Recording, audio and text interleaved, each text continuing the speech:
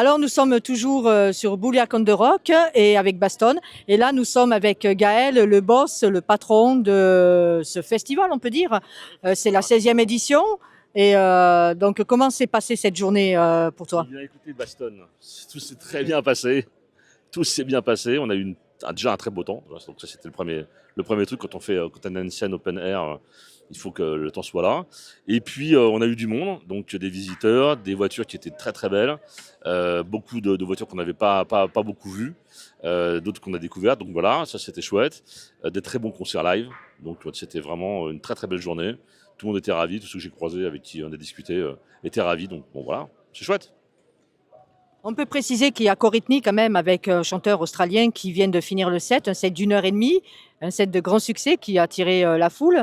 Et comment on boucle comme ça des groupes? Parce qu'il y a des groupes qui ont commencé ici, que j'avais vu moi aussi ici, qui ont joué au Hellfest comme Existence. Et tu fais comment pour booker les groupes?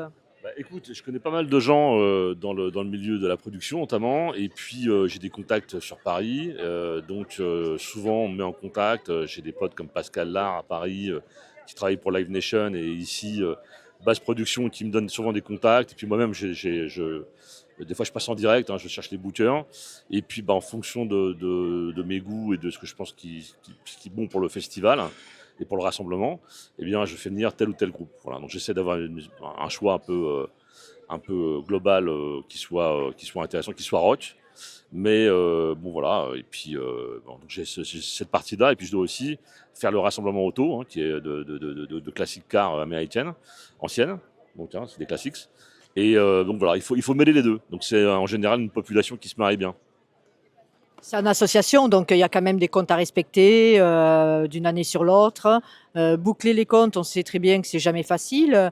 Et est-ce que parce que là on a la chance cette année il y a beau temps, mais il y a eu 2, 3 années où il y avait de la pluie dernièrement.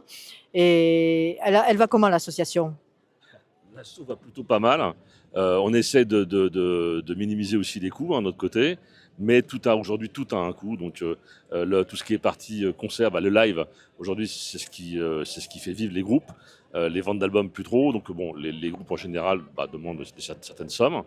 On essaie de contacter tout le monde. Nous, on essaie d'être rentrés dans nos subventions, parce qu'on a des petites subventions de la part de la mairie quand même qui nous aident, hein. Et puis voilà, bah, on fait une entrée payante maintenant. Il y a 4 ans, c'était gratuit, mais on ne peut plus maintenant, c'est impossible. On doit payer la sono, le backline, les locations de backline, les groupes, etc. Bon, c'est très difficile. Voilà, c'est un truc de passionné, mais à un moment donné, bon, on ne peut pas non plus payer notre propre poche au final, quoi. Il faut qu'on arrive à s'y retrouver pour au moins équilibrer les comptes. Oui, alors quand on parle d'entrée payante, il faut rester relatif, hein. On parle de 5 euros, 5 euros pour l'entrée et gratuit pour les moins de 16 ans, donc ça reste encore abordable, hein. Et on voit là qu'il a la casquette by Zegut, parce que Zegut, comme chaque année, est là, fidèle à son poste et partenaire de Bouliac on the Rock. Oui, alors, on a la chance d'avoir Francis qui vient nous voir chaque année. Bon, c'est sympa. Il aime bien l'ambiance, il aime bien la dimension du festival et de ce rassemblement de voitures. Donc on l'a, et puis il nous aide un peu. Il nous met un peu en lumière aussi sur le festival, et ça permet aussi d'arriver à avoir des gens qui ne connaissaient pas forcément notre festival. Quoique maintenant c'est la 16e édition, donc on commence à être un peu connu comme dans la région. Mais bon, c'est toujours bien de conquérir un nouveau public. Et voilà, donc on a la chance d'avoir Francis avec nous, qui nous fait toujours découvrir des nouvelles musiques, des nouveaux groupes. Il a fait récemment Wango Tango, il a refait Wango Tango, puisque c'était il y a 44 ans. Il a un arrêt de 44 ans, ce qui n'était pas toujours évident. Mais bon, il a mis le couvert, et le couvert est bien mis. Donc. Ouais, et surtout qu'il a fait aussi une BD illustrée, donc qui est sympa à feuilleter sur des anecdotes de groupe, dont certaines des siennes, quoi. Est-ce qu'on peut espérer une édition, une 17e édition, en fait? Parce que quand on s'est rencontrés à l'entrée au début du festival, on a dit, ah, c'est pas sûr, ça dépendra. Donc, si on fait le bilan maintenant, qu'est-ce qu'il en est? Bah, écoute, oui, on peut toujours essayer de travailler dessus. Et puis, bon, là, il faudra qu'on fasse les comptes aussi de notre côté, hein. Bon, c'est ce qui parle aussi au final. L'envie est là. Les gens ont aussi envie de nous voir, de nous revoir. Donc, de revoir du live. Bon, comme tu disais tout à l'heure, 5 euros pour voir 5 groupes dans une journée, de qualité en plus. C'est pas cher. Voilà, on voit des belles voitures, des groupes sympas qui jouent super bien, donc des professionnels souvent. Donc c'est quand même pas mal. Donc à voir. On y travaille.